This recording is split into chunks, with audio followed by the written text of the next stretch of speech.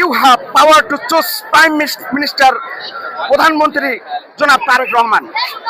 আজকে আপনার আম্মা যে ঘোষণাটি দিয়েছিল এই 9 মাইলে একটা ভার্সিটি উন্নয়ন হবে, আজকে সেই ভার্সিটিকে কেটে নিয়ে অন্য কোথাও বসানো হচ্ছে কেন? বাট হয় আপনার আম্মার প্রতিশ্রুতিটা রক্ষা করার জন্য অবিলম্বে দ্রুত ঘোষণাটি পাল্টে আবার 9 মাইলে স্থাপন করার সিদ্ধান্ত নেবেন আশা করি।